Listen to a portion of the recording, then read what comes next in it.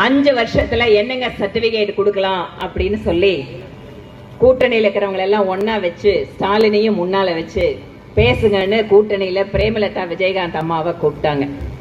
அப்ப அந்த அம்மா என்ன சொன்னாங்க, எங்க அண்ணா எல்லாம் நல்லா பண்ணிட்டாரு, ஆனா என்ன ஒன்னே ஒண்ணுதான் பண்ணல.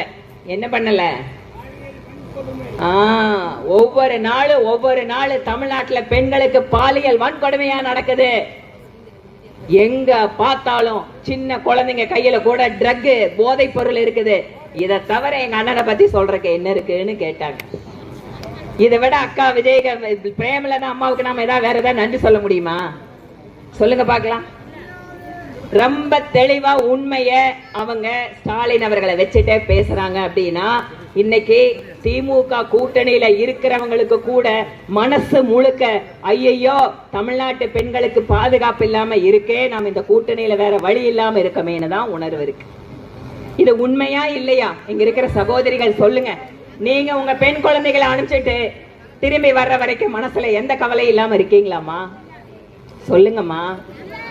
கவலையோட தானே இருக்கீங்க.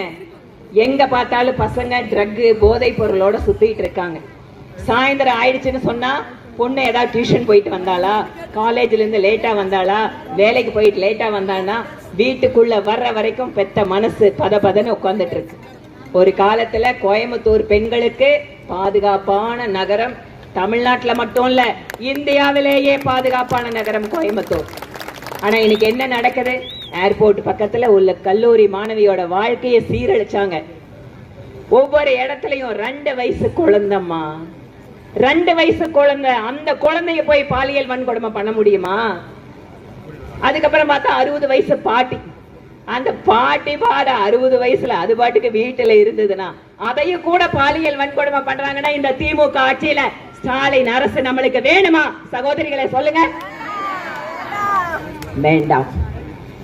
1000 ரூபாய் கொடுத்துட்டு என்னோட பெண் குழந்தைய யாரோ ஒரு போதை பொருள் போட்டவங்க கிட்ட சீரழிய விடுறதுக்கு அந்த 1000 ரூபாயை நம்மளை கொடுத்து அவங்க ஏமாத்த போறாங்க. இப்ப 8000 ரூபாய் டோக்கனை வேற கொடுக்கறாங்க. இந்த தில்லாலங்கடி திருட்டுத்தனத்துல திமுகவை மிஞ்ச யாராலையும் முடியாதுமா. எது எடுத்தாலும் ஏமாத்து வேலைதான். எப்படி எல்லாம் பெண்களை ஏமாத்துறாங்க பாருங்க. 8000 ரூபாய்க்கு கூப்பன் அடிச்சு நீ எது வேணா போய் வாங்கிக்க.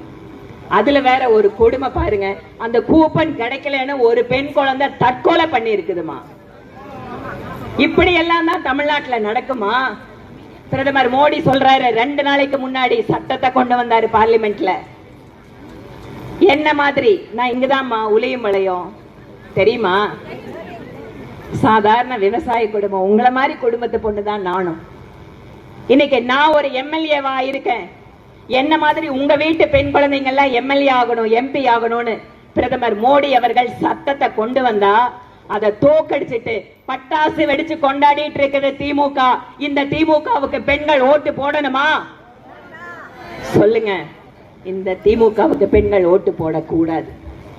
பெண்களோட சமத்துவத்தை சம உரிமையை பறிக்கிற திமுகவுக்கு இந்த தேர்தலில் தமிழ்நாட்டு பெண்கள் சரியான பதிலடி கொடுக்க வேண்டும். கொடுப்பீங்களா?